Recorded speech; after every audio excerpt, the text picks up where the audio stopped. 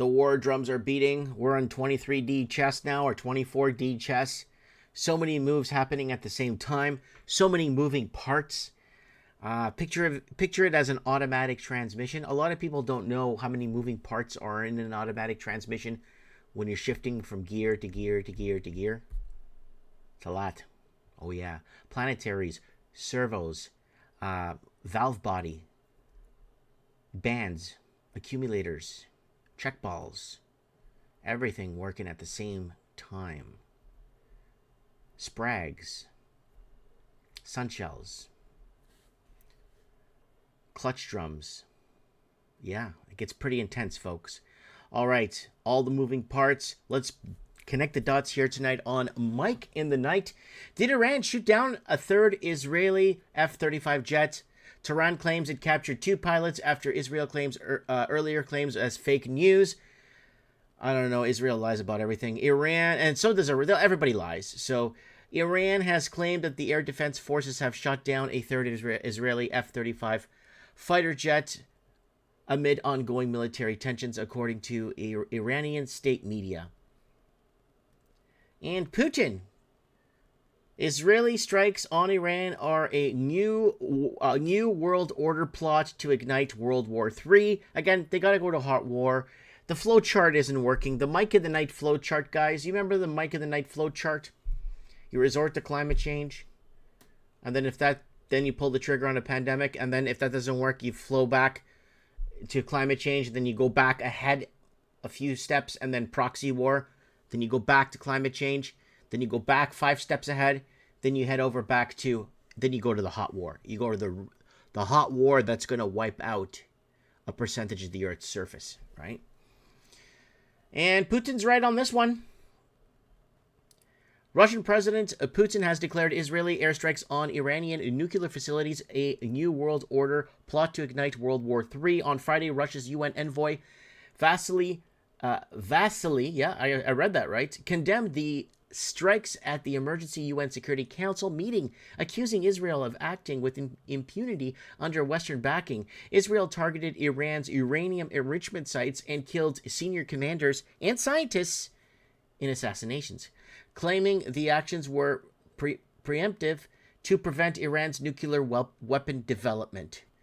And RT's reporting that Iran, which denies pursuing a military nuclear program, responded by launching multiple volleys of ballistic missiles at Israeli cities, including Tel Aviv.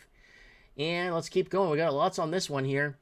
Iran armed forces will give more crushing response to Israel if aggression continues, says president.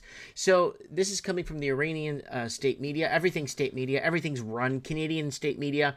Everything is state media, so don't worry. Everything is bought and paid for. Iranian President Mossad Pezeshkian says the armed forces will give more crushing and powerful response to Israeli regime if it carries out more aggression on the country. And then it says, those, in quotations, say, those who claim to defend human rights not only support the Zionist regime's aggression, but also embolden it to carry out these inhumane acts by providing Israel, in quotations, with weapons and equipment, he said. He added that the Israeli regime, backed by the United States and Western countries, violates all international regulations. There's several hundred human rights violations being violated here. And regime change in Iran, a stunning turn of events. Ruling regime is reeling from what appears to be a decisive and potentially regime-altering series of Israeli military strikes.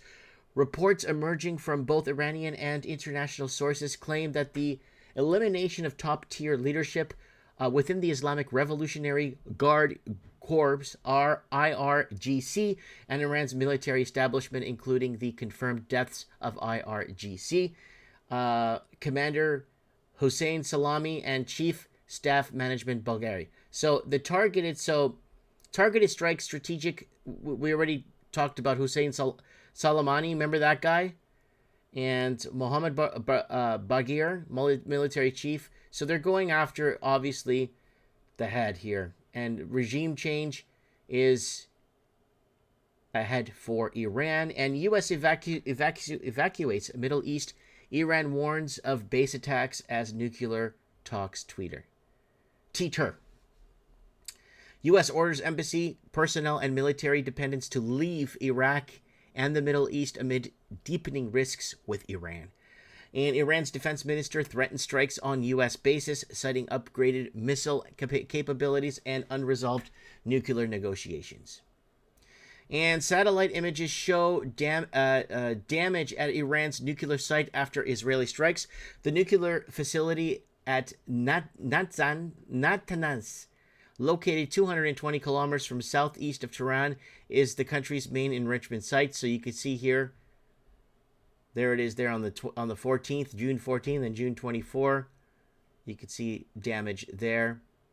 And satellite images released by Maxar Technologies reveal detailed visual evidence of destruction caused by Israel's Operation Rising Lion against Iran and targeted military operation to roll back the Iranian threat of nuclear weapons to Israel's very survival. So Israel's on its lifeline right now, and Netanyahu is in a lot of trouble. And live updates, Iran fires more missiles at Israel after Israeli military continues strikes. So let's see if we can get, there's a bunch of guys here talking. And Iran launched second round of missiles against Israel late Saturday, as is Israel's military kept up attacks in Iran following earlier strikes that targeted nuclear military sites. They also killed leaders in the country's government theocracy. And Russia condemn Israel's violation of Iran's sovereignty. That is very true. I don't side with China. I don't side with Russia either. You guys know I don't side with anybody. But they're right here.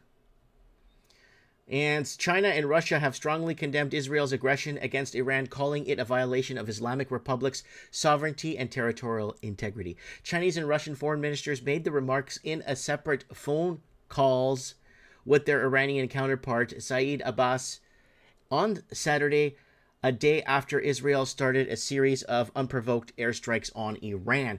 So Netanyahu is teetering, and he needs hot war.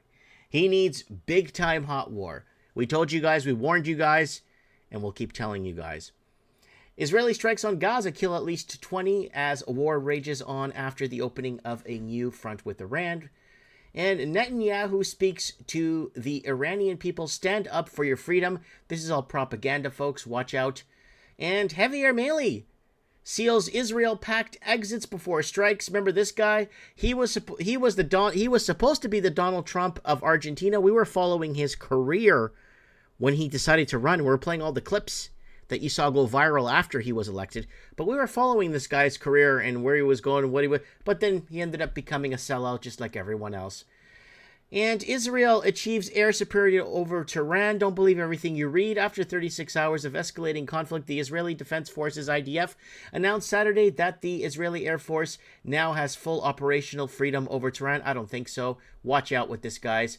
And Houthi blasts Israeli strikes on Iran as criminal. Voices support for retaliation. So this is coming out of Iran media. Leader of the Yemen Ansarullah resistance movement, Abdul Malakai Houthi, delivers a televised speech of Yemen capital on June 14, 2025, and that was a few hours back. He went on to say that had it not been for the presence of large underground structures at the targeted installation, the results could have been very unfortunate, he pointed out. The Ansarullah leader stated that the Zionist regime's aggressions against the Islamic Republic of Iran was primarily due to the latter's wholehearted and unwavering support of Palestinian cause.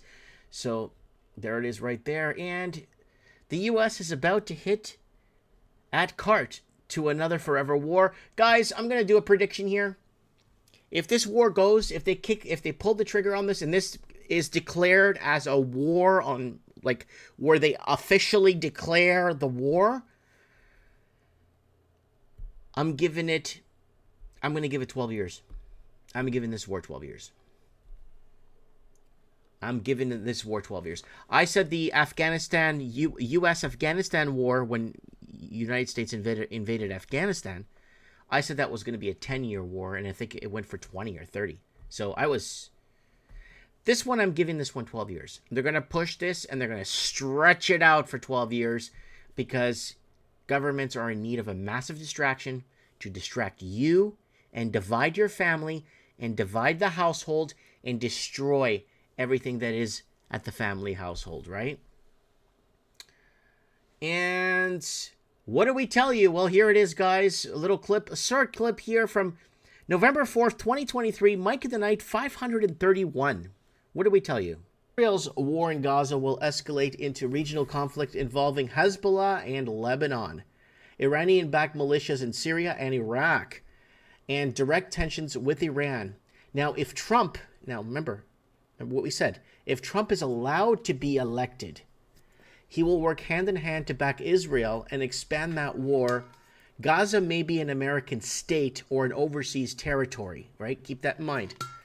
And they will end the Ukraine war by the summer of 2025.